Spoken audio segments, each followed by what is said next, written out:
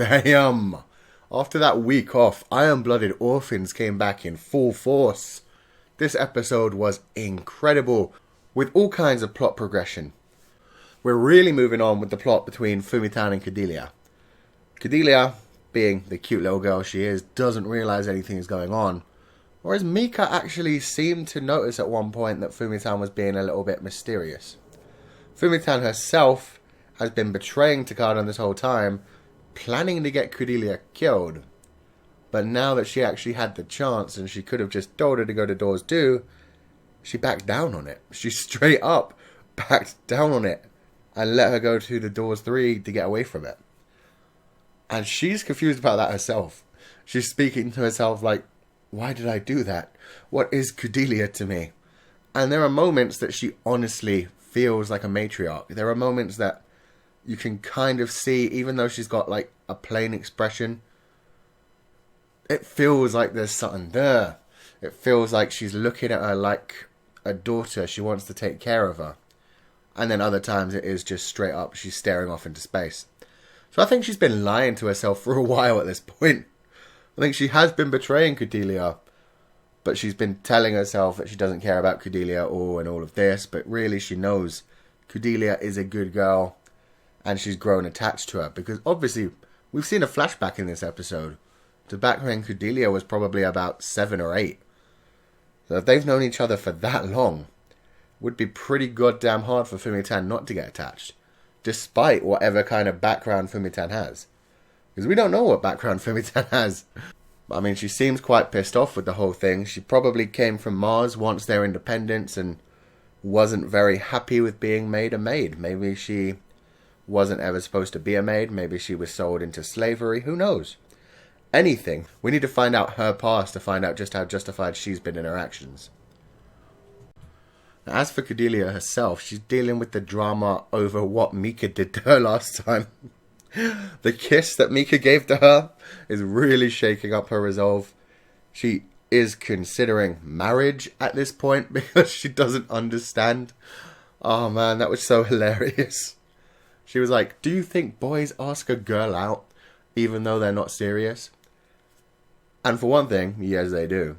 For another thing, Mika never once asked her out. He just kissed her. And then she straight up said, oh, well, do you think after a kiss a girl should be thinking about marriage properly? Oh, man, Kudelia is such a sheltered little child. It was so funny. Fumitan's reaction was ridiculous.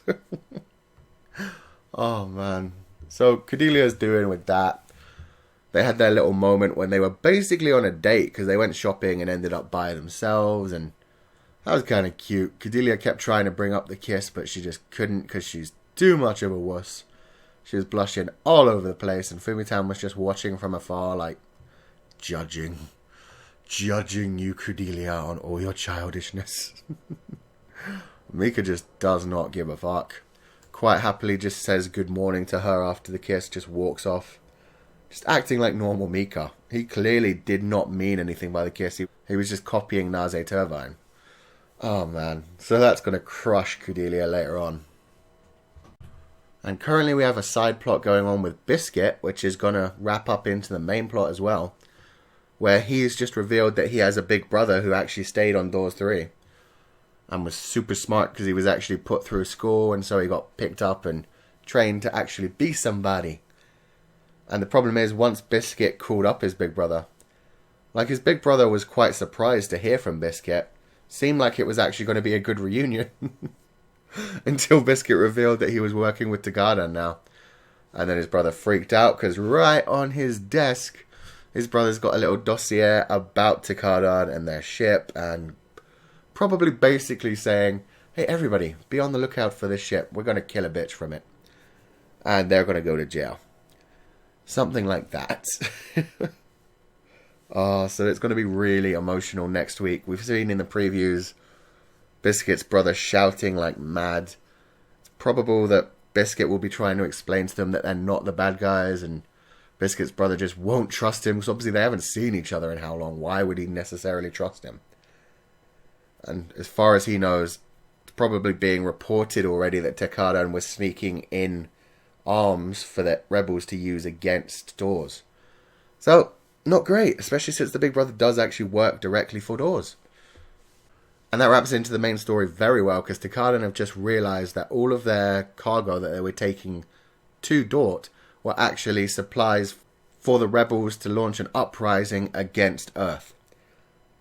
And so it's being framed like Kudelia is coming to start a war, and they're framing it like Tekkadan are these holy knights protecting Kudelia, and Kudelia is trying to start a war against Earth and an uprising, not just in Mars anymore. And they were going to have her shot during everything that was going on and make her a martyr and really start the war so they could profit off of it. Didn't go the way they wanted, thanks to Fumitan. And thanks to Kudelia suddenly deciding she wanted to shop. But god damn, that could have been so bad. And it already is so bad. I mean, the Tekkadan ship, the Isaravi, had to leave without the main people. Orga, Eugene, Yamagi, and Norba? One of those two. Anyway, they got left behind and just had to deal with the firefight that was going on.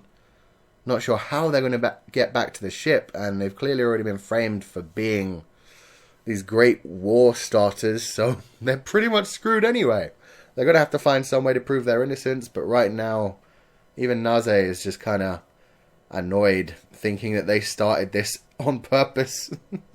Oh, and I do have to talk about the little bits that involved Norba and Yamagi, because goddamn, this episode was called The Ship of Dreams, basically. It was actually called The Vessel of Hope, but I mean, that's basically the Ship of Dreams. And the fact that it starts at the beginning with Yamagi and Orga having their little moments where Yamagi is trying to fix their AV system in one of the suits that they've just recovered, and Norba's like cheering him on. And then later on, when the firefight started, Norba actually pushed Yamagi's head down to keep him out of danger and got him away from there. Oh, that's so cute. They're slowly dragging towards each other. Maybe Yamagi's dreams won't just be dreams. Maybe they'll just do it! Anyway, aside from that, the opening and ending are both nowhere near as good as the first series is, I feel. I don't know, they might grow on me. I do definitely enjoy both the opening and the ending. I mean, Raise Your Flag was just instantly one of those ones you could sing to. Everybody was shouting, Raise your flag.